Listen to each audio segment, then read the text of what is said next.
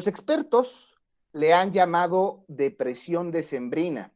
El día de hoy estoy muy contento de presentarles a Uriel Keter Flores Villar, un licenciado en psicología por la Universidad Autónoma Metropolitana, especializado en psicología transpersonal. ¿Cómo estás, Uriel? Buenas noches, aquí pues feliz de estar contigo, con ustedes y pues esperando más que nada aportarles pues un poco de luz, ¿no? A este tema que no es tan, sí se menciona, pero no es tan conocido. Sí, efectivamente, pero sí es un tema bastante relevante porque durante todo el año ya sabemos que tenemos suicidios, o sea, eso claramente. Pero ¿por qué en la época navideña, Uriel, es cuando esto se duplica? O sea, de verdad, los especialistas eso es lo que dicen. Se duplica el número de suicidios en tan solamente un mes.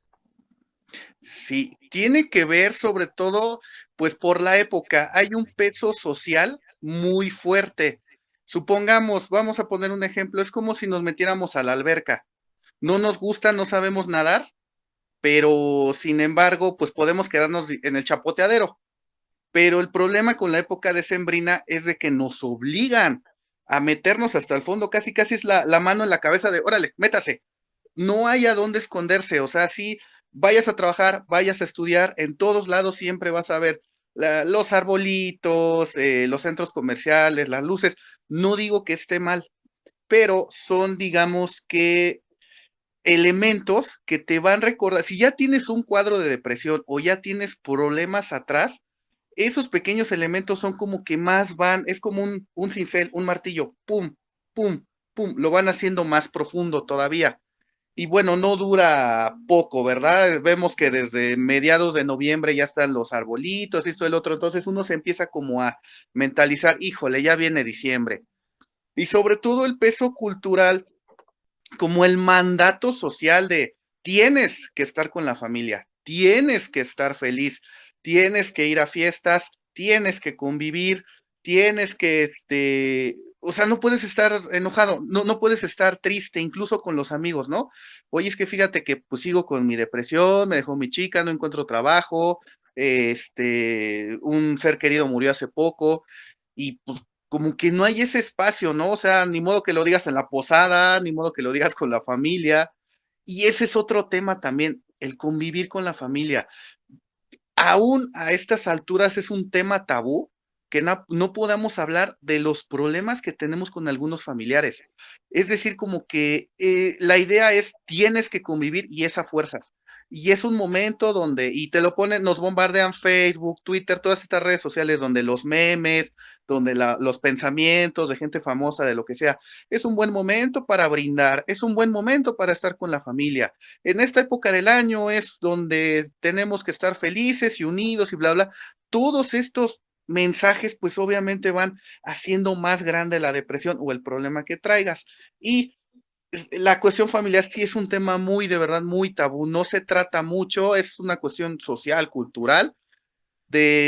Bueno, lo vemos incluso con los padres, ¿no? Es que mi padre no fue muy buen padre, no fue buena madre, pues no importa, es tu madre, es tu padre, que no, como sea, es tu padre, como sea, es tu madre, y punto. No hay un espacio donde podamos criticar o donde podamos dar a notar nuestro desacuerdo. Y entonces eso también pega muchísimo y aparte de depresión, pues también causa ansiedad. Que bueno, dentro de nosotros de psicología transpersonal decimos que la ansiedad, dentro de otras cosas, es enojo que esperas, es un enojo que sabes que va a llegar. Y entonces por eso está como que la tensión y estás, híjole, es que no quiero ir a la posada, no quiero ir a esto, no quiero ir con la tía, con el abuelo, bla, bla, porque me voy a encontrar al primo, a la tía, esto, el otro, bla, bla. Entonces la ansiedad aumenta. Increíble. Uriel, cuando tú estabas en la carrera, pues obviamente sabemos que viste muchas materias, te adentraste claramente a estudiar la mente de las personas. Y aquí bueno, y también el comportamiento, ¿no? Creo que también es una parte muy relevante de tu carrera, bueno, todo lo que tú estudiaste durante tantos años. Pero quiero ahondar un poquito más en qué es específicamente la psicología transpersonal para que todos nuestros lectores puedan entender un poco más hacia dónde es que tú llevas este tipo de interacción con ellos. Sí, claro. Para empezar, yo estoy muy consciente que somos como relegados de la carrera, incluso hasta ridiculizados, o sea, es visto como una pseudociencia, como charlatanería, como nos llaman a veces gurús o chamanes modernos, y como que se va desechando. Bueno, realmente inició como tal. Después hay 4 movimientos en la psicología. La primera es el conductismo a principios del siglo pasado, donde precisamente eran estudios en laboratorio, famosísimo el de Pavlov, el del perro, cuando le ponían el plato enfrente al perro y este empezaba a salivar. Entonces era estímulo-respuesta. Yo te doy un estímulo y va a haber una respuesta. La segunda fue el psicoanálisis con Freud y bueno, después de Freud siguieron más, ¿no? Esta cuestión de sí somos conducta, pero también hay una parte muy inconsciente, una parte que no nos damos cuenta, que tiene que ver con la niñez e incluso más allá, de la relación con los padres y esto del otro, un poco más profundo. Después vino el humanismo por los 50, 60 con Maslow y otros. Ellos hablaban más como sí somos conducta, sí somos esta parte inconsciente hasta un tanto salvaje, pero también somos seres humanos y como seres humanos se vale que nuestras conductas sean motivadas por el deseo de querer cambiar, de la alegría, de la autoestima, entonces como que se metió más con las emociones. La cuarta fuerza de la psicología en la transpersonal surge en los 70. En los 70 se hacían experimentos con LSD, incluso su origen no es muy bonito, se hacían experimentos con gente, bueno, empezó también Stanislav Grof en Rusia, en ese entonces la Unión Soviética, empezaron a experimentar con gente que agarraban de la guerra, o sea, eran prisioneros. No fue algo muy bonito, no fue terapéutico. Ellos simplemente querían encontrar la droga de la verdad y dentro de las drogas que les metían el LSD, que fue el con el que empezaron, se daban cuenta que estas personas de repente daban datos que no, bueno, más bien concordaban, pero con épocas pasadas. Es decir, cuando estaban con sus anotaciones, es que me vi en tal lugar, en un castillo medieval, con una espada así, así, bla, bla, bla, empezaban a investigar y era increíble que daban o sea, eran unos, datos así súper exactos. Había gente que incluso iba a la época de donde estaba en el vientre materno, o recordaban cosas al 1 año, 2 años, 3 años, cuando se supone y la teoría dice que todavía no tenemos desarrollado el cerebro para poder recordar todas esas cosas. Entonces esta fuerza surge diciendo, sí somos conducta, sí somos esta parte inconsciente animal, sí somos humanos, pero hay algo más. Incluso Maslow en sus últimos escritos, él decía, sí somos humanos, pero debe haber algo más, debe haber algo más allá que nos motiva. Y es así que surge la psicología transpersonal, digamos que es la parte, no me gusta llamarla así, ahorita explico por qué, pero bueno, la parte espiritual, esa parte más allá, esa parte, digamos que más elevada, por decirlo de una forma, del ser humano. Obviamente, pues la espiritualidad no es una cuestión que se pueda medir, que se pueda cuantificar, y por lo tanto, pues es desechada, ¿no? Es como, ¿de qué me estás hablando, no? Y bueno, como nos metemos en cuestiones, algunos utilizamos el tarot, yo utilizo el tarot también como para ayudarme, como utilizamos estos elementos que son vistos como mágicos, charlatanes, entonces por eso, pues sí, yo sé que somos relegados, ¿no? Un poquito, somos ahí como que la oveja negra de la psicología, pero pues es básicamente lo que es la psicología transpersonal. En mi caso, y por eso decía que no me gustaba llamarlo espiritual, cuando se pone uno a investigar, se da cuenta, dentro de la psicología transpersonal, se da cuenta que la emoción está muy ligada a la espiritualidad, es decir, que esta parte que decimos nosotros, ese algo más, no estamos hablando de una entidad incorpórea, no estamos hablando de una institución, o una religión. O sea, estamos hablando que la parte más profunda del ser humano, la que te motiva y te orilla a hacer cosas grandiosas, es la emoción humana, tal cual. O sea, es una parte, digamos, dentro de nosotros mismos. No estamos hablando de algo externo, no estamos hablando de religiones, no estamos hablando de creencias, es la propia emoción pues, del ser humano. Uriel, y este tipo de situaciones también se presentan mucho cuando hay experiencias de ayahuasca y todas estas cosas, ¿no? Sí, no, digo, yo la verdad no he tenido la experiencia personal en este tipo de terapias.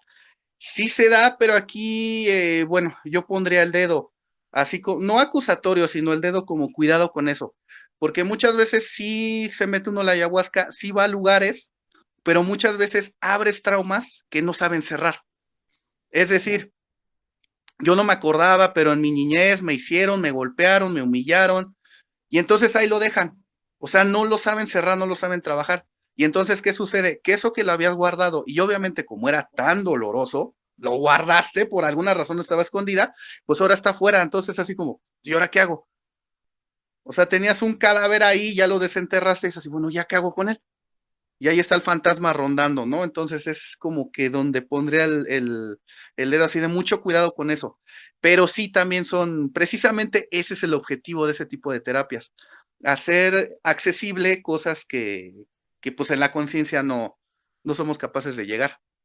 Entonces puedo entender, Uriel, que tanto tú, todos los métodos que ocupas, como el tarot, etcétera, todos los que tú llegas a ocupar, y las otras personas que hacen ayahuasca o algún otro tipo de situaciones, lo ocupan meramente como herramientas para entrar ahora sí que a lo más profundo que tenemos las personas, ¿es correcto? Sí, sí, exactamente. Sí, hay muchas situaciones que mucha gente guarda, que por eso uno las va a dejar, uno cree que la emoción la guardas y ahí se queda, ¿no? Y no va a pasar nada. El problema con las emociones es que se expresan. Y entonces, si no se expresan externamente, lo van a hacer internamente. Puede ser a través de trastornos, depresión, que para nosotros la depresión es enojo acumulado, en culpa, que la culpa es enojo, que no expresas porque sientes que no tienes derecho a tenerla. Puede ser en cuestiones de vergüenza, es decir, la vergüenza, y está muy ligado al tema, la vergüenza es cuando te sientes inadecuado, no hay fuerza en el universo, en el mundo que te quite esa forma de ser, ese sentimiento, yo soy inadecuado, yo soy raro, yo no puedo hacer las cosas. Mucha gente lo liga, es que tienes poca autoestima, es que tienes poco autoamor, sí tiene que ver, pero más que nada, es ese sentimiento donde dices, yo soy inadecuado, o sea, me podrán hacer lo que sea, pero podré ir al mejor estilista, a las mejores escuelas, pero yo no merezco, no valgo, soy alguien que no debió haber nacido, y entonces esos problemas, la vergüenza empieza en la niñez. Entonces, si uno cree que, bueno, ya lo guardo y no pasa nada, no sé, hablemos una violación o padres demasiado estrictos, golpeadores físicamente, emocionalmente, mentalmente, ¿dónde son los golpes mentales cuando insultamos al niño? Es que tú no sabes, es que eres un tonto, por más que vas a la escuela no entiendes, te podré explicar esto, pero estás tan mal de la cabeza que no me lo vas a entender, es demasiado para ti. Todo ese tipo de abuso pensamos que enterrado ahí se va a quedar. El problema con este tipo, sobre todo con la vergüenza, es que muta cuando es la adolescencia, muta a una parte adulta y si no la trabajamos, vemos los resultados. ¿Y dónde los vemos? Esos adultos mayores que decimos que son cascarrabias, que todo les molesta, de que por más que uno les quiera tratar bien, no, es que ustedes, los jóvenes y las mujeres y todo, absolutamente todo está mal, es una persona amargada. Ese es el resultado de emociones no trabajadas. Yo me atrevería a decir el mejor de los resultados, porque si nos vamos para el tema en particular, pues muchas veces pues caemos en que toda esta carga social y cultural pues nos lleva a refugiarnos en una salida que le podemos llamar suicidio, ¿no? Y ahí es cuando verdaderamente puede impactar no solo a ti como persona antes de suicidarte, ¿no? O sea, porque por ahí dicen que hay que tener mucho valor para suicidarse, pero ¿qué pasa con todas las personas que están alrededor de nosotros y ese sufrimiento que al final del día estas personas están causando por el solo hecho de querer liberarse de esta carga social, de ser el raro, de ser el diferente, no encajar claramente, como lo estabas diciendo tú, con la familia o estos hijos que quieren o ven a los padres como un héroe y quieren ser como ellos, y pues la verdad es que si tu capacidad no te da, pues no te da, amigo, ¿no? Entonces, ¿cómo aprendemos a sobrellevar estas cosas? Y sobre todo, Uriel, a mí me gustaría preguntarte, ¿cómo detecto que esto me está pasando? Sí, bueno, tocas un tema importante, que ya es la cuestión, ya lo que es el acto del suicidio. Aquí sí quiero comentar, el suicidio como tal lleva tiempo cocinándose, es decir, previamente debes de tener problemas de depresión, de esto que hablaba de vergüenza, o incluso ansiedad. La ansiedad es una alarma biológica, o sea, no es un botón que se pueda apagar o se pueda prender, es una alarma biológica como los animales, así tan primitiva. Un animal que hace, supongamos un perro, ante algo que lo va a atacar, o huye o ataca, o sea, no hay dos. La ansiedad es eso, es ese botón que se prende. Pero entonces, como tenemos formas más sofisticadas, en vez de huir o atacar como animales, lo guardamos y entonces esa ansiedad se va a prender cuando hayan esas situaciones que nos hacen sentir ese tipo, pues, o sea, el botón se va a prender cuando nos sintamos en peligro. Entonces, muchas veces, como lo decía, viene la reunión familiar, la tía, el tío, esto, y entonces, ¿qué pasa? Es enojo que vas anticipando, y entonces la ansiedad va creciendo y creciendo entre más pasa el tiempo. Ahorita, bueno, estamos a principios de diciembre, todo explota a partir del 12 de diciembre, que sabemos que es cuando inicia el Maratón Guadalupe Reyes. Es ahí donde ya sabemos, aquí ya son las fiestas de que tengo que ir, a lo mejor no estás en un trabajo como tal, pero pues sí hay posadas familiares, posadas con los amigos y entonces la ansiedad va subiendo de tono. La depresión es enojo acumulado. El enojo puede ser por situaciones que te pasaron en la infancia y el otro.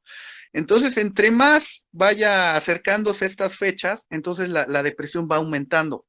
Y entonces, entre más la carga, es que no seas amargado, es que ven, es que a lo mejor tú estás ahí sentado, acordándote de, híjole, es que me dejó la novia y eso del otro, y ya te llegan por atrás, ya no seas payaso, ves, estamos festejando la música, échate un trago, échate otro, y eso es lo peligroso, porque hablamos de estados alterados de conciencia con la psicología transpersonal, una forma de alterar los estados, pues es con el alcohol, precisamente. Y entonces, ¿qué pasa? Ya lleva cocinándose la ansiedad, la depresión, la vergüenza. La vergüenza hablamos que es desde la niñez. Entonces, lo peligroso con el acto del suicidio es que es un acto impulsivo. Y más que un acto impulsivo, es el acto donde el suicida trata de mostrarle al mundo lo enojado que está por lo malo que fueron ellos. Es decir, yo como suicida, si yo me voy al Metro Hidalgo a las 3 de la tarde en hora pico, lo estoy haciendo como una forma de que ninguno de ustedes, toda la masa de gente que hay, me conoció, a ninguno de ustedes le importé, pero por lo menos ahorita en este momento que yo me aviente y que les atrase su tiempo para llegar al trabajo o a donde sea, a lo mejor me la van a mentar, pero ya fue algo. O sea, por lo menos ya fui algo para ustedes.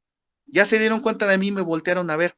Entonces, el acto suicida es el acto máximo de agresión, tanto a uno mismo como a los demás. Es la forma de decirle al mundo, mira qué tanto dolor me hiciste, que la única solución fue esto. Uriel, y aquí ¿es para lastimarme o lastimar? O en ninguno de los dos casos, sino que se combina, así como tú me estás dando este panorama. O sea, un suicida quiere lastimarse o quiere lastimar. No sé si me estoy explicando. Sí, sí, el suicida busca lastimar a los demás, demostrarles que por su culpa, por no haberle hecho caso o por haberlos tratado tan mal, lo que está haciendo a su persona, pero no tanto el suicida lo ve para como un castigo para él, al contrario, es una liberación. Es una liberación de todo lo que trae, o sea, ve pues, bien le dicen, ¿no? La puerta falsa, pero trae toda esta carga de depresión, esta carga de ansiedad, esta vergüenza que le resulta insoportable, entonces es la forma de, me libero, pero no va a ser de una forma donde no me vean, al contrario, es como para demostrar y ser lo más gráfico posible para que vean que fue por su culpa. Y aquí lo difícil y lo complicado es que es un acto muy rápido, es decir, es un acto de segundos, de momentos. O sea, yo a lo mejor traigo una cuestión de depresión demasiada, se me está juntando, llego a un brote psicótico y a lo mejor voy caminando por la Roma, voy cruzando viaducto y de repente es así de que no, es que ya no aguanto, ¡pum! Son segundos.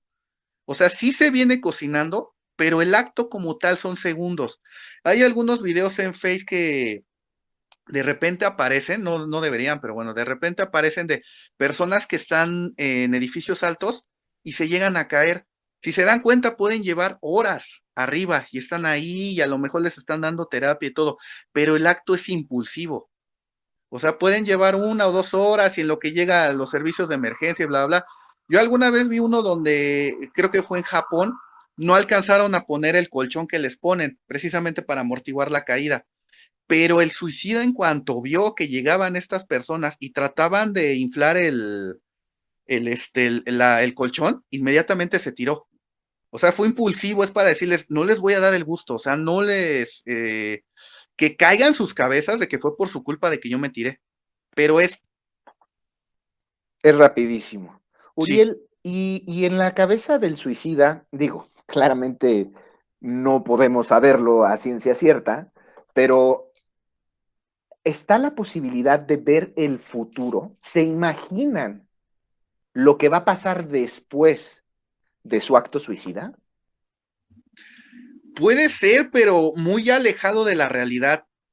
Es decir, ellos lo hacen como pensando de que, no, si ahorita yo me tiro en el Metro Hidalgo, a lo mejor la gente va a voltear a ver y a lo mejor las autoridades van a investigar a mi familia y a lo mejor van a dar con que yo sufría violencia, con que me humillaban, con que esto, la gente va a empezar a hacer preguntas y van a investigar y entonces van a dar que mis papás, que mi novia, a lo mejor precisamente fue una ruptura amorosa, a lo mejor van a buscar a la que era mi expareja y se van a dar cuenta que ella fue la culpable porque me trató mal, porque yo era buena persona. Todo esto piensa el suicida. Desgraciadamente sabemos que pues las cosas no pasan así, o sea, estamos tan insensibilizados que incluso hay gente que se ríe de los suicidas como tal, no tanto en redes, me ha tocado pues, escucharlos pues, en la calle. Sí, sí, Y sí, sí. sí, o sea, el suicida como tal sí piensa que acabando con su vida va a ser no manches, vamos a investigar porque pobre cuate y todo. Es muy alejado de la realidad. La verdad es que, pues sabemos que, pues no, muchas de las veces no pasa nada. ¿Qué piensas tú de, por ejemplo, estos suicidas que antes de suicidarse matan a sus familias? Aquí hablamos de la cuestión de enojo. Muchas veces ese acto de asesinato y de su posterior suicidio viene precisamente de enojo acumulado de mucho, mucho, mucho tiempo. Hablamos de problemas de depresión, que vuelvo a lo mismo, ese enojo acumulado. Eh, Cuestiones de culpa, que es enojo también que no siente uno que tiene derecho a tener, o de ansiedad, ansiedad causada por un enojo que sabes que anticipas. Entonces, vamos a hablar de depresión. La depresión son cantidades industriales de enojo. O sea, imagínate que tienes 1 o 2 toneladas en la espalda de enojo. Precisamente por eso el depresivo tiende a estar triste, no hacer nada, movimientos lentos. Hay gente que incluso dice que hasta ir al baño, hasta ir a comer me da pereza, me da flojera. Es porque emocionalmente trae 1 tonelada, 2 toneladas, 50 toneladas de enojo en la espalda. Por eso no se puede mover.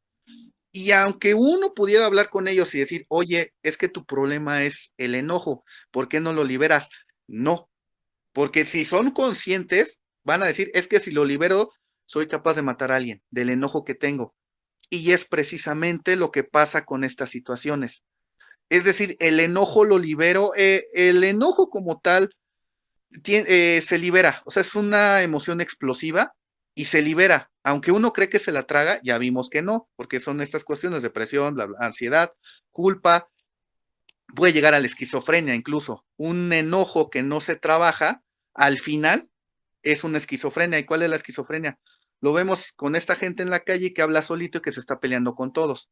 A lo mejor es esta gente agresiva que te empieza a decir de cosas. Él en su cabeza no te está agrediendo a ti por lo que eres, sino ya le recordaste a alguien o en sus visiones te está viendo como alguien y por eso te está agrediendo. Pero vaya, hablamos de ese enojo que no sale.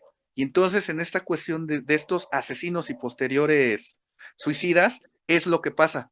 O sea, el enojo tiene que salir. Si no sale en cuestión de emociones, sale en el cuerpo, pero es una emoción que a fuerza se tiene que expresar.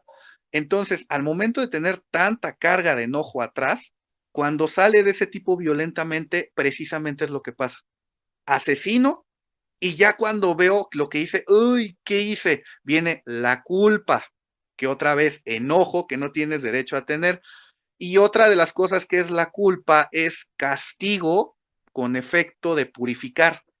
Es decir, hice algo imperdonable, maté a mi familia, ay, que soy culpable, ¿qué hago? O, o lo que sea.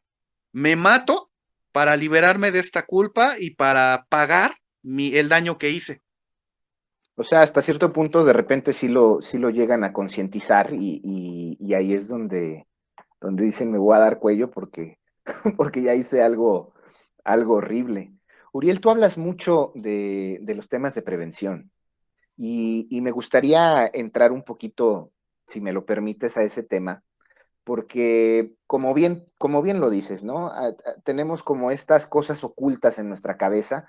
Incluso hay veces que tú volteas y, y dices, ay, como que esto me recuerda a algo, algún olor, o en algún sueño estás soñando algo y dices esto, ay, o traes el olor por días completos, así sea desagradable, o sea, así sea un olor desagradable, lo puedes tener muchos días, ¿no? Y no sabes a qué atribuirlo, no sabes qué está pasando. ¿Por qué los seres humanos llegamos a tener estos, no sé cómo llamarlo, ¿no? Como estos bloqueos de que no me acuerdo de las cosas aunque hayan pasado, como lo comentábamos hace un momento, y de ahí, ¿cómo previenes? O sea, ¿cómo haces para volverte consciente de que algo está pasando? Porque ya me dijiste la depresión, ya me dijiste tenemos ciertas alarmas y demás, pero muchas veces eso no es tan consciente. Sí. Como tal, para prevenir, digo, todos sabemos hasta cierto punto por lo que pasamos. Aquí el problema es que no hemos encontrado el lugar donde podamos expresarlo y sobre todo, y lo más importante, la solución, cómo poder trabajarlo. Es decir, si a mí me violaron a los 5 años, mis tíos, me da muchísima vergüenza y no lo hablo. Y hasta los 20 años me doy cuenta que, oye, es que soy depresivo, ya no trabajo, bueno, me cuesta trabajo conseguir empleo o en la escuela me cuesta mucho trabajo, no socializo, creo que hay algo mal. Y aquí el problema, Pero te puedes acordar, o sea, también puede pasar que no te acuerdes de que sufriste esa violación. sí, hay casos de personas que tienen esos mecanismos de defensa tan, pues tan sofisticados que de plano no se acuerdan. O sea, bloquean muchas cosas y hay gente que sí de plano tiene esa facilidad. Pero aquí la cuestión es lo que tú comentabas. No por el hecho de no acordarme, no está ahí. Va a pasar en algún momento que algo me va a recordar, un olor, una persona, un lugar, y ¡pum! Se va a desatar. Algo así, bueno, me gustan mucho las películas de superhéroes. Está la película de X-Men de Días del Futuro Pasado. Hay una escena donde están en el pasado intentando salvar a un político. El asunto es que el personaje de Wolverine, de Logan, ve a la persona que le va a hacer daño en el futuro. Y entonces cuando lo ve, le da un ataque de ansiedad, le da un brote y empieza a agarrarse la cabeza y su parte en el futuro empieza a aventar cuchilladas y les cuesta mucho trabajo sacarlo de ese brote. Y hasta que dicen, ¿qué te pasó? Es que vi a una persona que me va a hacer mucho daño en el futuro. Eso es película, pero pasa en la cabeza. O sea, de repente estas personas de que, híjole, es que estaba bien, pero vi tal película, vi tal persona, andaba en el Face y de repente persona que quizás conozcas, el ex, la ex, el familiar y ¡pum! O sea, todo lo habías guardado y de repente aparece ahí, o sea, son como fantasmas, o sea, uno cree que los guarda, los asesina que están en el cementerio, pero tarde o temprano van a aparecer y una vez que aparecen, los vas a escuchar rondando por tu cabeza. Sí, sí, sí, definitivamente. Hay quienes hablan, ahí hay muchas opiniones encontradas, ¿no? O sea, hay gente que dice que efectivamente lo tenías guardado y ya se hablan hasta de teorías del desdoblamiento temporal y cuánta cosa, ¿no? De que voy, regreso y los pensamientos y no sé qué más. ¿Tú qué opinas al respecto? Pues aquí como lo manejamos, como lo manejo yo, sí trabajamos con ese tipo de regresiones. Y lo pongo muy entre comillas porque hablando con de esta misma película de X-Men Días del Futuro Pasado, a mí me encanta porque dan la clave de todo. En cuanto tienen a Logan ahí en la plancha, que le dice esta mujer que es la que lo va a regresar, que él está preguntando, bueno, voy a regresar mi cuerpo y todo. Dice, no, solo tu conciencia es la que regresa al pasado. Esa es la forma de cómo nosotros trabajamos en psicología transpersonal. Todo es emocional, todo está en la cabeza. Y nosotros tenemos esa teoría. No necesitas que la masa o el cuerpo viaje.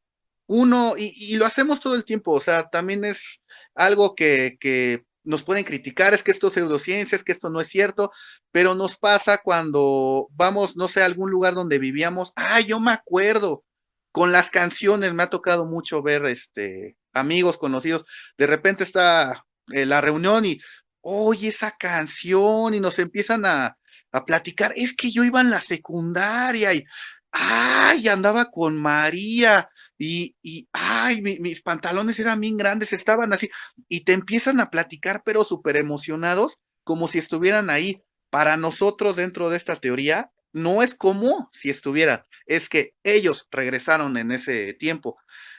Para nosotros sí, sí es una cuestión tanto filosófica, pero aquí en psicología transpersonal decimos, lo que tantas culturas y filosofías han dicho, el mundo es ilusión, sí, sí es ilusión, pero ¿qué es lo que le da peso? ¿Qué es lo que lo hace real? Es la emoción. La emoción es real. Y si tú te imaginas, o a lo mejor cierras los ojos y, a ver, como que me voy a imaginar que regreso al pasado y cambio las cosas y bla, bla, bla, y dices, ay, pues se siente bien, es porque realmente viajaste al pasado y realmente cambiaste las cosas. Wow. Increíble. Una de las herramientas que tú ocupas es el tarot.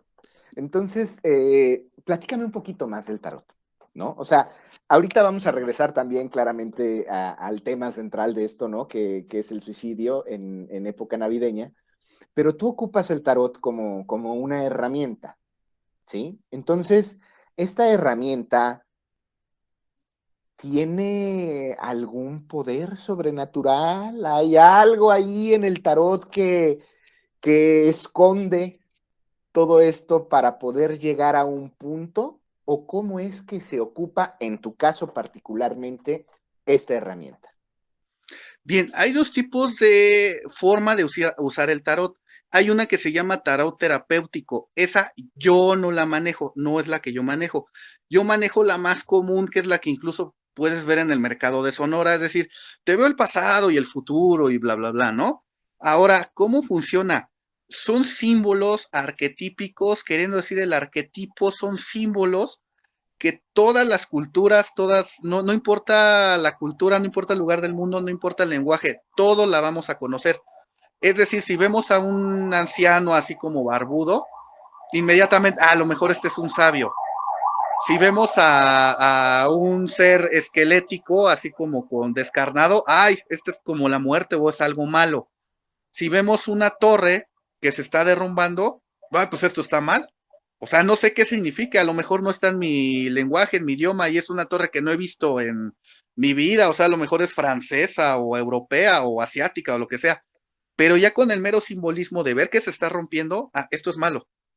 Entonces, es la forma en la que trabaja el tarot. Son 22 arcanos mayores que son arquetípicos e incluso si uno los junta, y esta teoría no es nueva, la hablaba Carl Jung por los 1920, que precisamente esa parte del psicoanálisis que se desvió demasiado de Freud es usada en psicología transpersonal. Entonces estos 22 arcanos te cuentan una historia. ¿Y cuál es esa historia? La historia de todos nosotros. ¿A qué me refiero? Hay un mito muy conocido que, bueno, los que nos encantan los cómics lo sabemos, que es el mito del héroe o las películas de superhéroes. ¿Cuál es el mito del héroe? Una persona común y corriente que de repente es llamada a la aventura porque destruyeron su casa, porque no es de aquí, porque asesinaron a sus padres, lo que sea. El chiste es de que de ser una persona ordinaria que estaba en un mundo donde no tenía problemas y estaba relativamente feliz, de repente empezó un viaje donde se tiene que autodescubrir, donde son pruebas emocionales, donde debe enfrentar sus miedos, donde debe enfrentar sus traumas, y una vez que se supera a sí mismo es regresar hacia esa amenaza que lo hizo salir del lugar de origen, acabar con esa amenaza y entonces crear algo nuevo. Ese mito del héroe está en el tarot, en esos 22 arcanos. E incluso la línea de vida que tenemos nosotros como psicología transpersonal, que le llamamos las 7 caras del alma, que es el nombre, es la potencia, es la herida del alma, es la sombra, es el doble y es la inmortalidad. Bueno, esos también están ahí en el tarot. Ahora, la forma en la que yo la ocupo, sí la ocupo en esta cuestión así como de mercado de Sonora, como Madame Sassou. Te voy a decir que tienes una rubia que te está sacando, pero ya digamos que la interpretación ya la hago yo psicológica. Es decir, muchas veces pues la persona no te va a decir las cosas como tal. Entonces, puedo ver en el tarot lo que es, y no se lo voy a decir, o sea, no, si a lo mejor fue violado, violada, no se lo voy a decir, no, es que aquí dice que tú, o sea, no la voy a señalar, sino que, ok, ya sé de dónde parte la situación que trae. Entonces vamos a ir trabajando poco a poco hasta llegar al origen. Pero Y ya eso, parte. y eso es lo que tú dices, ¿no? O sea, si dicen, salieron los psicólogos, sí, ahí están los psicólogos, pero no nos están dando verdaderamente una solución. Y ahí es donde entra esta herramienta que quiero pensar que la ocupas más allá de lo mágico que pueda sonar, ¿no? Como tú decías, Madame Sassou y este tipo de cosas, sino que es la forma que tú tienes para poder entrar y poder así empezar a trabajar pues este tipo de terapia. ¿Se vende como terapia o cómo funciona esta metodología que tú ocupas? Yo realmente es como lectura de tarot, nada más. Porque me he fijado que si les dice uno es que soy psicólogo, luego se hace, ¡ay! Bye, ¿no? No, ya no quiero, gracias. Yo venía Porque con un brujo, dice. Sí, sí, claro. sí, y digo, los entiendo, porque hablando de lo que mencionabas, lo vimos el año pasado con el encierro. Viene un encierro, viene una situación mundial, hay mucho miedo, hay mucha desesperanza, y yo no sé, o sea, yo no vi dentro de mi campo, yo no vi a ningún psicólogo o alguien de esferas altas, es decir, de las universidades o de alguien con, no sé, con poder en la psicología, que se plantara y dijera, a ver, señores, esta cuestión nos saca los miedos, entonces el miedo es esto y los enojos son estos y si tienes ansiedades por esto, o sea, yo la verdad no vi que nadie, ni youtubers, ni en Face, como que todos encerrados, o sea, todos con la incertidumbre de, bueno, ¿qué está pasando? ¿Qué hago? Tengo mucho miedo, tengo mucho, o sea, realmente no hubo respuestas. Y pues, lo que yo me dediqué en la pandemia, cuando estábamos encerrados, precisamente fue el tarot, porque la gente dice, oye, se supone que tú llevas 4, 5, los años que sean estudiando, y no me puedes dar una simple respuesta. No, pues no sabes. Entonces, desesperados están buscando otro tipo de soluciones. Y mucha gente decía, pues a ver el tarot. Y muchas veces tenían más respuestas que, pues los que se supone, ¿no? Que sabemos e investigamos y somos científicos y bla, bla, bla. Entonces, pues yo, como manejo el tarot, por decirme, llega mucha gente, no los voy a balconear, pero bueno, llega mucha gente con cuestiones del ex. Entonces es ahí como que muy, muy abajo por abajo del agua, ¿no? Oye, ¿no crees que deberías trabajar tal forma? Porque mira, por lo que veo, pues sí te estás enganchando mucho con esta persona, pero a lo mejor tiene que ver por la situación familiar, la situación ta. Pero es ya dentro de la terapia de tarot. Bueno, de la lectura de tarot. Entonces ya la gente ya no lo ve tan invasivo. No es tan invasivo como cuando, a ver, tengo una persona enfrente que ni siquiera conozco, que no le tengo confianza y de la cual me tengo que abrir. Es como que van más a la defensiva. Pero Sí, ya la cuestión, pero ahí, Uriel, perdón que te interrumpa, pero, por ejemplo, las personas que van y buscan este tema del tarot, ¿no? Quiero pensar, la verdad es que a mí nunca me han tirado el tarot y alguna de ese tipo de cosas. A lo mejor algún día lo haré, pero quiero pensar que están buscando algún tipo de respuesta, de predicción, de todo este rollo que encierra al tarot, a los videntes y a tanta cosa que existe, ¿no? Incluso hay gente que lo lee hasta por internet y estas cosas, pero van en busca de esas respuestas.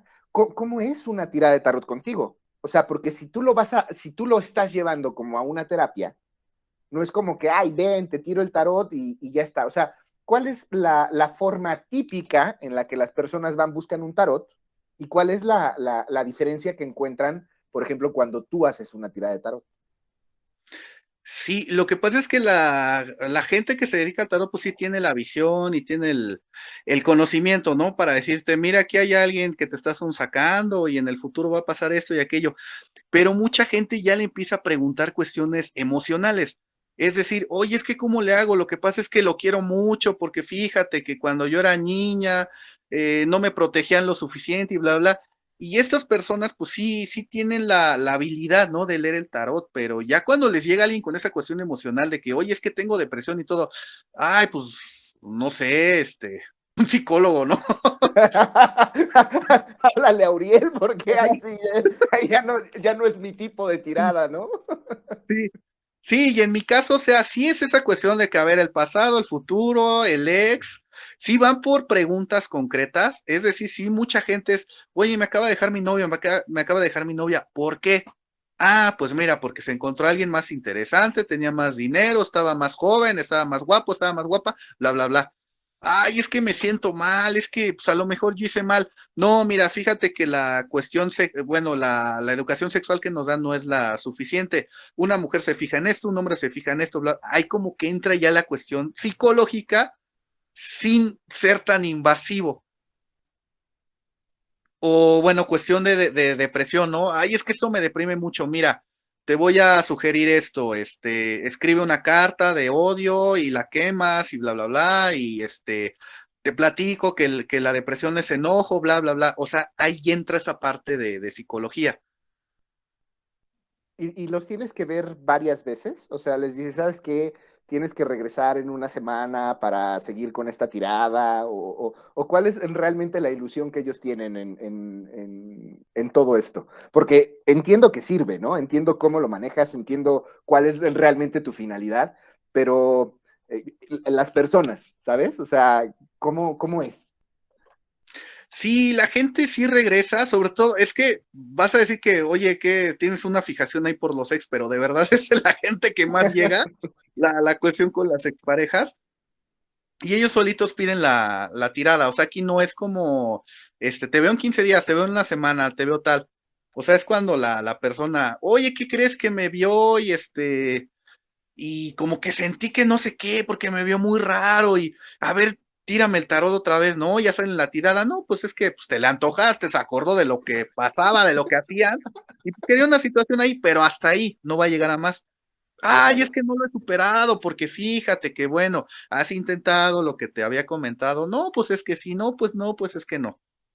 No ha de ser súper divertido, o sea, tú te la has de pasar muy bien porque aparte de que haz lo que te gusta, ¿no? Estar ayudando constantemente a las personas y todo esto, pues bueno, te has de enterar de cada cosa que bueno, ya ni para qué me meto en ese tema.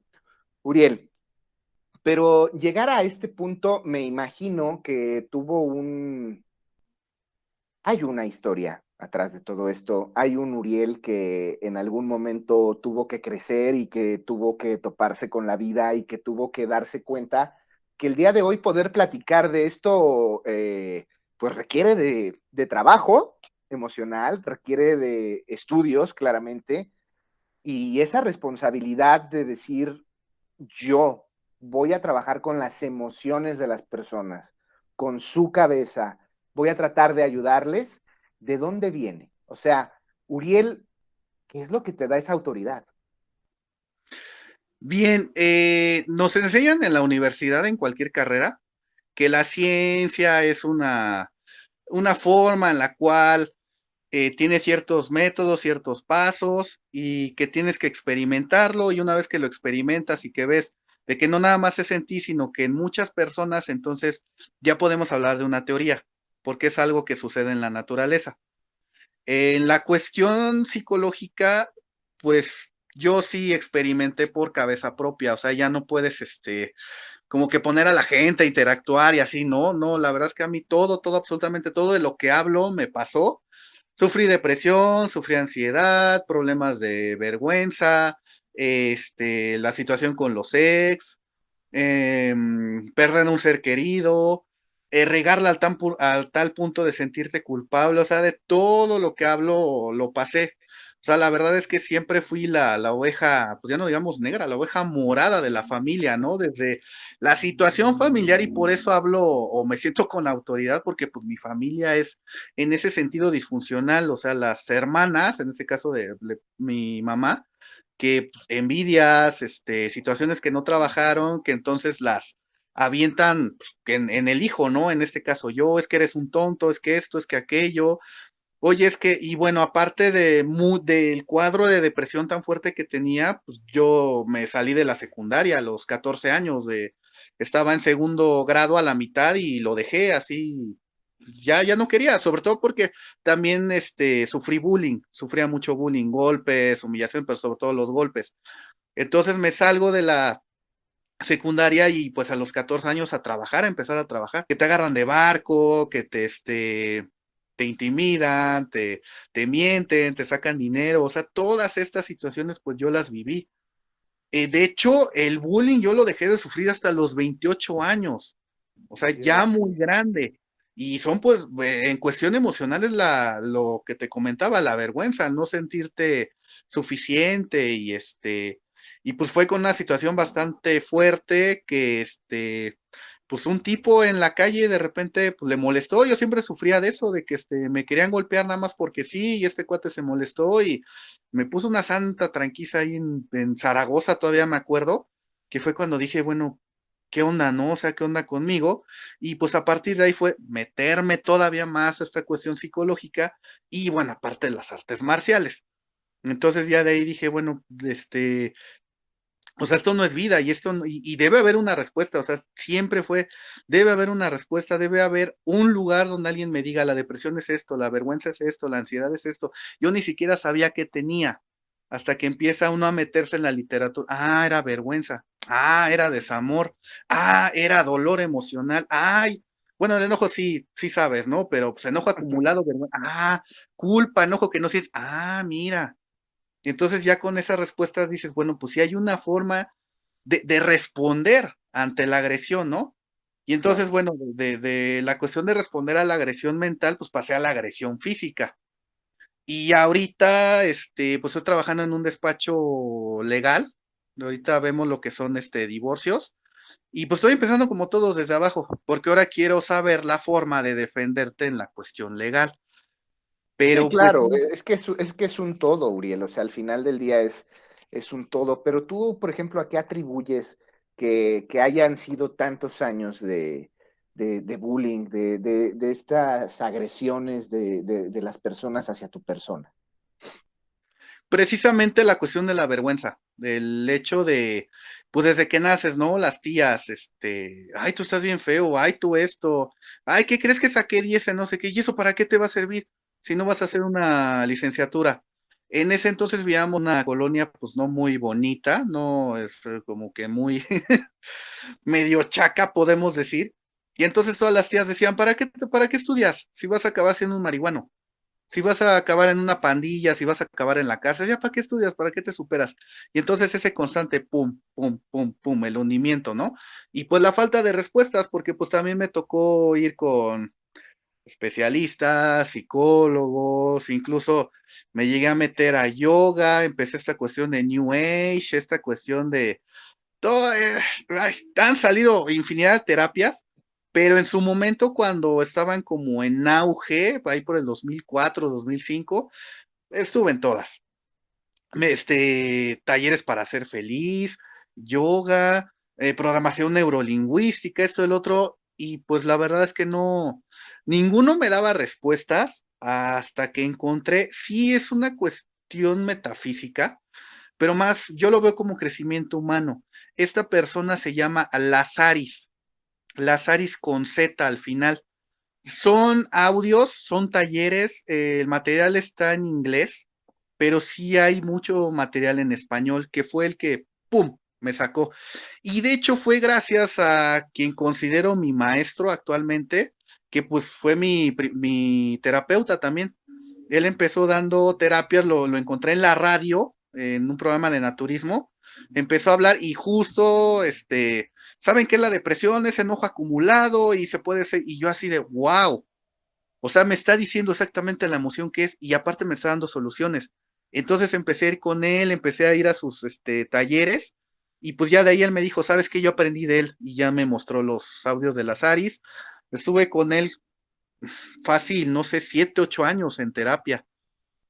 También él me ayudó Increíble. muchísimo y bueno, el material de las Aris, que fue cuando ya me dieron respuesta y pues ya, digamos que entiendes por qué no te defiendes, porque este sentimiento de inadecuación, que no merezco, que al contrario merezco todos los golpes y humillaciones porque no valgo. Entonces, cuando trabajas con ese material, cuando trabajas con vergüenza, con depresiones, con cuestiones de no merecimiento, ya es cuando dices, oye, ¿por qué me voy a dejar? Sí, por supuesto. ¿En tu cabeza alguna vez existió algún pensamiento suicida? Sí, sí, a los 13 años, 14 años, y por eso yo lo viví, o sea, son cuestiones así de la nada. En ese entonces yo trabajaba precisamente en la colonia Roma y es un cruce que incluso hay un video de Lu, La vida después de ti, donde grabaron precisamente en ese cruce, que es, me parece que es eje 4 y viaducto, me parece que es ahí. Se presta eso porque está alto, entonces uno ve los carros pasar y sí es como que el pensamiento suicida de, ya, tírate. O sea, si no te matas del golpe, te va a matar, te va a planchar uno y ya, ahí quedas. Entonces sí, sí pasaron por mí esos pensamientos. Como trabajé desde esa edad, pues sí también era ver el metro yendo, yo no sabía andar en la calle, entonces sí varias veces me empujaron más allá de la línea amarilla y sí fue así como, ¿qué, qué puede pasar, no? O sea, si me aviento. Ujú. Y sí, ¿Y, pero cómo fue que tuviste, porque así como tú nos comentas con base ya en los estudios, fuera de la experiencia y demás, se va cocinando, o sea, va pasando el tiempo, la vergüenza, la depresión, todo este tipo de cosas, y tú a los 13 años tuviste esta situación. ¿Cuál fue el camino realmente para poder llegar? Entiendo el bullying, entiendo todo esto, pero ¿cuánto tiempo en tu cabeza, ya que tú lo racionalizas realmente, pasó entre el episodio que detonó este pensamiento suicida hasta que lo lograste medianamente subsanar en tu ser? medianamente unos de 13, 7 años después, cuando Dios ya mío. tenía 20, 21, que ya estaba con el material de las Aris y con mi psicólogo. Sí, ya fue como, ay, cabrón. O sea, Sí, en sí, ese periodo todavía de repente tenías estos episodios, o sea, no fue un solo episodio, sino que fueron varios episodios. sí, sí, son varios. Sí, y es lo peligroso de la depresión, que no es nada más, ay, es que me quise suicidar, ay, bueno, pero ya se dio cuenta que vale la pena vivir, bla, bla, no es cierto. Si uno no trabaja la depresión, la vergüenza y estas situaciones, va a haber más brotes donde, pues ojalá nunca pase, ¿no? Pero, pues sí va a haber más brotes y esperemos que no en alguno de ellos el impulso sea de, ¡pum!, ya, de una vez. Vaya, aquí se acabó todo, ya no queremos saber nada más de la vida. Uriel, cuando tú comienzas con esta parte de conocerte, de ver hacia dónde verdaderamente quieres ir, trabajar, entender, propiamente estudiar, sabes, descubrir el mundo. Me imagino o quiero pensar que en determinado momento te diste cuenta de que no deberías de haber tenido pensamientos tan narcisistas. ¿Crees que en esta situación hay un tanto de narcisismo? Sí, pues obviamente uno piensa, como dicen, que el mundo gira alrededor de ti. Parcialmente cierto, en el sentido que, bueno, sí son tus emociones y uno crea sus experiencias de vida en base a las emociones, trabajadas o no trabajadas, pero bueno, también hay algo que llamamos nosotros impacto. ¿Y a qué se refiere el impacto? Que hay un impacto emocional en los demás. O sea, a lo mejor yo digo, es que pues mi depresión no le va a hacer daño a nadie porque pues es mía, ¿no? Y nadie está sufriendo lo que yo sufro, pero hay un impacto emocional en la gente más cercana, en este caso tu familia. No sé, tus papás, tus hermanos, ¿no? Que te ven mal y, ay, híjole, es que, o luego los mismos hermanos, oye, ¿qué tienes? Oye, es que mi hermano otra vez está con esas cuestiones de a ver si no se mata, a ver si no llego y ya veo reguero de sangre y cosas así, ¿no? O cuestiones de vergüenza. Oye, ¿tu hermano qué está haciendo? Nada, dice que pues para qué trabaja, para qué estudias y finalmente no va a hacer nada. Entonces, uno sí lo ve como, pues, ¿qué les importa, no? Si el que está sufriendo emocionalmente es uno, sí, pero sí hay un impacto emocional en las demás personas. Y muchas veces, y desgraciadamente, es el impacto emocional en la gente que más quieres. Yo alguna vez tuve un conocido, y digo tuve porque lamentablemente a él le falló el método. Este amigo de la infancia frecuentemente espantaba a sus papás. Y digo que espantaba porque en Petit Comité nos llegaba a platicar que, ay, hoy me voy a tomar unas pastillas para ver cómo se espanta mi mamá. Tal, ¿sabes? O sea, varias cosas que quiero pensar que era por llamar la atención. Todo esto que hemos platicado el día de hoy también. Un día, por azares del destino, en una ventana, pues, de una altura muy poquito altura, se amarró y quiero pensar que se resbaló y ahí quedó el amigo, ¿no? O sea, Sí, le falló y se mató. Digo, le falló por esta cadena de estar sí. siempre tratando de llamar la atención. Cuando yo estaba documentándome un poco respecto a la charla que íbamos a tener el día de hoy, dentro de toda la lectura me di cuenta de que el mayor número de suicidios se da entre los 14 y los 19 años de edad. Entonces, en esa edad claramente no estamos preparados al 100% emocionalmente para enfrentar las cosas y todo este tipo de situaciones. Entonces, a mí, abusando verdaderamente de ti, me gustaría que nos dijeras o le dijeras a los padres de familia que tienen hijos de estas edades, ¿cómo pueden detectar si el hijo está bloqueando o cómo pueden detectar si verdaderamente estamos en un peligro real en casa? Bien, los más peligrosos son los que menos hablan, porque precisamente tienen tantas cosas en la cabeza, tanto dolor emocional, tanta depresión, que no lo pueden expresar en palabras.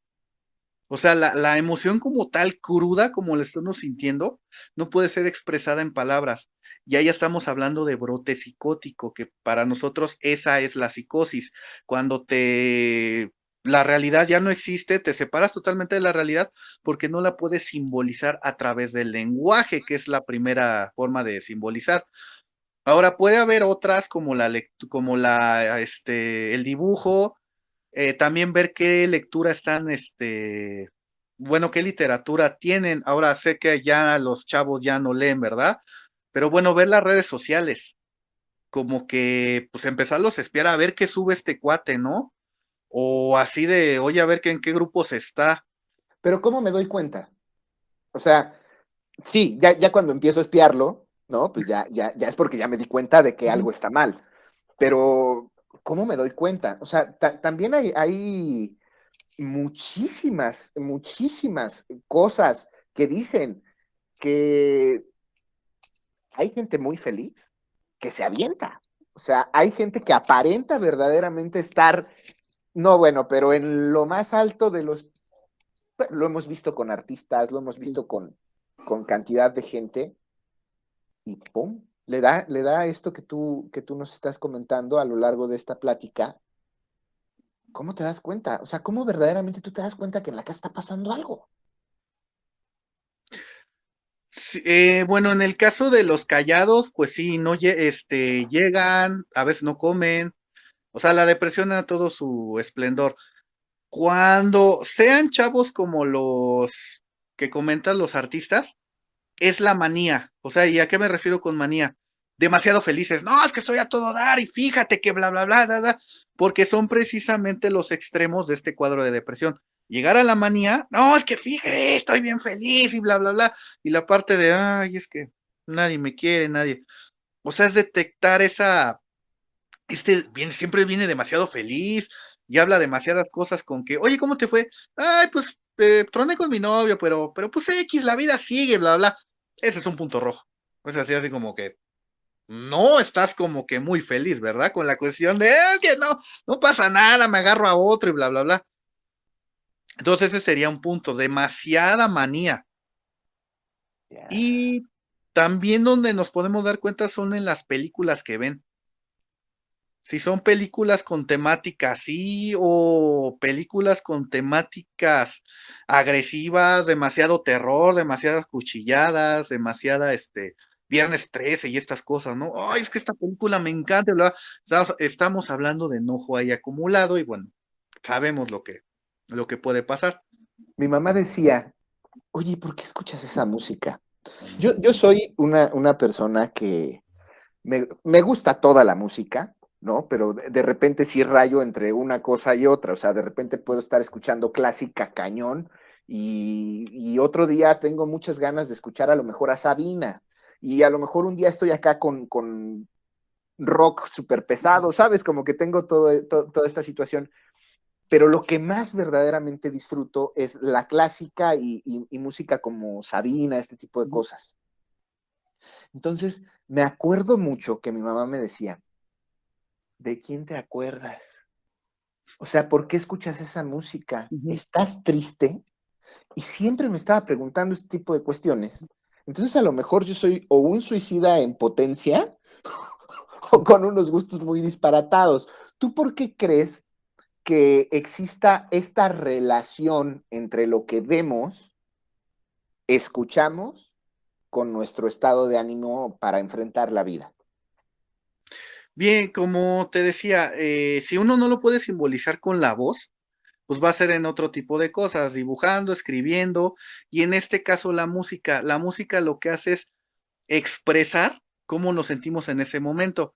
Es decir, los gimnasios, por eso generalmente tienen reggaetón o tienen rock, porque se supone que es ponerte en un estado de, pues sí, un tanto agresivo, pero es movimiento, es hacer las cosas y ponerme acá y así, ¿no?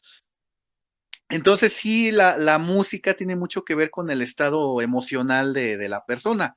O sea, cuando estamos comiendo, a lo mejor es mucho mejor escuchar música clásica, pero pues habrá gente que quiera la digestión rápida y se ponga a escuchar reggaetón o rock o que yo he conocido. De hecho, conocí una persona que se dormía con rock de Marilyn Manson y se No, dormía bueno. así. O sea, a lo mejor era la cuestión de, no sé, enojo, me quiero dormir rápida. Pero pues es expresar lo que siente, o sea, la emoción, expresarla en la música, que es de los mejores métodos para expresar emociones. Qué padre. Uriel, ya viene Navidad. Ya estamos ahora sí a unos pasitos de entrar en todo este modo navideño, como bien decías, ¿no? Que las esferitas, también llega el frío, llegan todo este tipo de cosas. ¿Cómo podemos en 5 pasos prácticos poder prevenir toda esta situación? A lo mejor no me gusta ir a la cena navideña porque veo a la tía incómoda. ¿Tengo que ir a la cena? O mejor no voy a la cena, me lo reservo, no me lo reservo. Hay gente que vibra mucho Ujú. a la hora del brindis y que nunca en toda su vida dijo nada. O sea, pudieron haber pasado 35 años, ¿no? no dijo nada más que salud, salud. Y ya sabes que le toca a las Ujú. personas y todo Sí. esto. Y ya te toca fulanito y feliz Navidad. Y, ¿sabes? Pero un día pasó que ya vivió la experiencia a lo mejor de la pandemia. Un día ya se dio cuenta que hoy estoy, mañana necesito oxígeno. Y esa Navidad, ese año nuevo del año pasado, porque ya perdió amigos, porque ya pasaron Ujú. muchísimas cosas, le agradece a cada una de las personas que tiene enfrente. En ese momento quiere platicar y quiere reconocer el amor que nunca sintió e incluso que no le dieron, ¿sabes?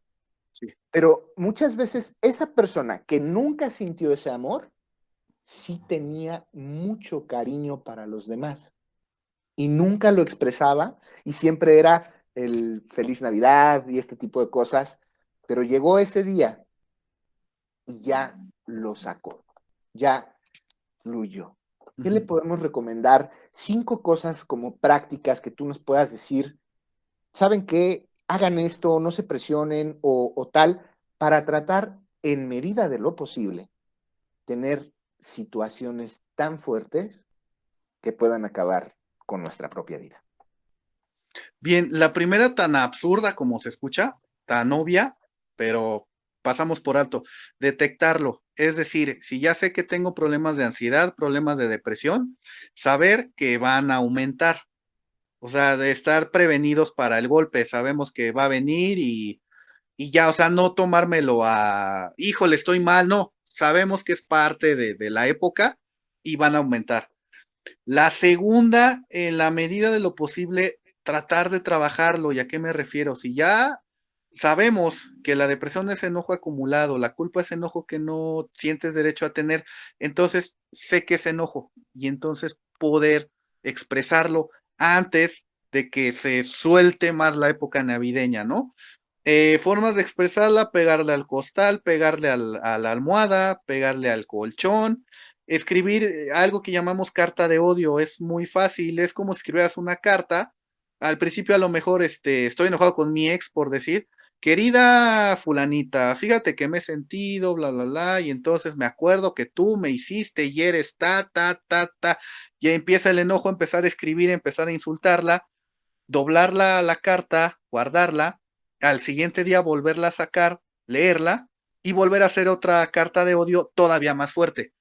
Wow. Fíjate que nunca te dije que te huelen los pies y que odio esa parte de ti, que no da, ta, ta, ta. Sacarlo, sacarlo, sacarlo hasta que te aburras. Cuando te aburras es cuando ya liberaste el enojo. Y entonces esas cartas las puedes quemar. Digo, obviamente en un lugar seguro para que no, no vaya a pasar algo, un incendio o algo. Pero bueno, tratar de liberar el enojo. La tercera es esa cuestión de depresión y de ansiedad, desgraciadamente es como la punta del iceberg, es lo que vemos, pero hay cosas mucho más profundas y más atrás. Entonces, pues si no quieren ir a terapia, estar consciente de ellas. Es decir, como que nada más pensarlo, a lo mejor tiene que ver que mis papás se divorciaron, a lo mejor tiene que ver esa situación donde pues no sé, me tocó ver violencia o fui violentado o la violación o cuando mi papá me dijo que no valía nada o cuando se fue de la casa o cuando nos cambiamos de casa que yo estaba súper bien donde vivíamos y llegué aquí y no conozco a nadie y soy la oveja negra. Nada más tener presente ese tipo de situaciones para que cuando suceda, cuando estemos en la calle, en la plaza, en el trabajo o en la reunión y empecemos, ay, esto me acuerdo de, ok, viene de ahí. Por lo menos ya sabemos de dónde viene. Y ya no va a ser como que el fantasma que de repente llegue y, ay, ya me golpeó algo que no sé, que ya no es un enemigo invisible, ya sabemos de dónde viene. La cuarta, y si esta por las cuestiones familiares, si sabes que tienes problema con algún familiar, si es enojo, libéralo antes de la cena. Si es que le quieres decir algo, pero sabes que te vas a meter en problemas porque va a saltar la familia, bla, bla, bla. Tan simple, tan absurdo como se escucha, cierra los ojos, imagina esa situación. Ya estoy en la mesa, ya estoy con estas personas, Me levanto y, oye, tío, es que fíjate que tú eres imagínate todo lo que pueda pasar, deja que la mente divague, deja que la mente trabaje, porque entonces si llega a pasar ya estás preparado. Y bueno, también sirve para liberar, esto le llamamos liberación de emociones, sea mentarle la suya, sea decirle lo que sea, ya lo hiciste en la cabeza, el subconsciente lo capta. Entonces la carga emocional ya no va a ser tan fuerte. Y la quinta, meterse esto en la cabeza, por favor. Estas cuestiones de vergüenza, depresión, ansiedad, la gran mayoría de personas las tenemos. No hay emociones buenas o malas. Una emoción se vuelve mala cuando no la liberas.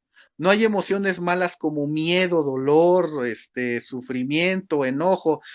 Esas son cuestiones, no sé de dónde salieron, pero no hay emociones buenas o malas. Toda emoción, si es expresada, puede ser la emoción más positiva que puedas tener. Un amor no expresado se puede transformar en odio. Vemos de esta gente que fanática, por decir, ay, se me olvidó el nombre de esta chica que cantaba Selena, que fue asesinada por una fan, por la presidenta de su club de fans. Un amor que no expresé adecuadamente, y entonces el amor pase al odio. Entonces, meterse bien en la cabeza, no hay emociones malas. Y si a ti te deprime o tienes problemas de ansiedad en la Navidad, es absolutamente normal. ¿Por qué? Porque eres humano y como humano, la emoción es parte del ser humano. Entonces, no hay pues de qué avergonzarse o de qué preocuparse. Sí hay una cultura que te señala, hay una cultura que te critica, que te trata incluso de humillar, pero es normal. A todos hasta cierto punto, pues puede haber problemas así.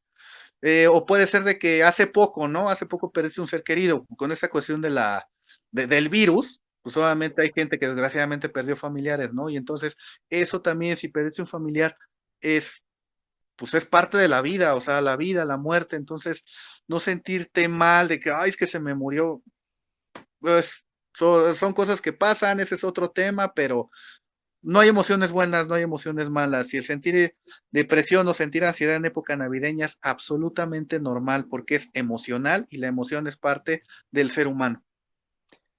Buenísimo. Una última pregunta. Las personas, por ejemplo, que tienen alguna preferencia sexual diferente o que hacen cosas diferentes al común, ya sabes, ¿no? Al general, a lo aceptado por la sociedad y este tipo de situaciones, muchas veces también son relegadas, ¿sabes? O sea, también muchísimas ocasiones la familia, las propias autoridades, el círculo social las aleja. ¿Dónde, dónde estas personas pueden encontrar, sin sentirse mal, sin sentirse atacadas, sin sentirse señaladas, ayuda para poder manejar este tipo de cuestiones, Uriel? Como tal, yo les diría, sí hay profesionales, pero que tengan su misma orientación. Ojo, no estoy relegando, no sé si es que yo no puedo. No es una cuestión de relegado, de decir que son diferentes. Más bien, una persona, un psicólogo, psicóloga que tenga su misma orientación, los va a entender perfectamente porque ellos pasaron por eso. Es más complicado para alguien que tuvo otro tipo de problemas, pero no por la cuestión de género, es como que más complicado entenderlos, pero alguien con su misma orientación, pues que fíjate, es que me siento mal porque viene la cena y ya van a empezar a fregar. Oye, ¿y la novia o el novio? Jijiji, el novio o la novia, jijiji, o sea, los chistecitos y las burlas y una persona de su misma orientación va a saber trabajarlo porque pasó por lo mismo. Son cuestiones de vergüenza y pues eso se trabaja normal, aquí no hay género. De hecho, pues en este tipo de psicología pues no discriminamos, o sea, realmente la emoción es emoción por un ser humano y el ser humano es humano mientras sienta, o sea, no tiene nada que ver si le gusta su mismo sexo o diferente o no tiene nada que ver con género.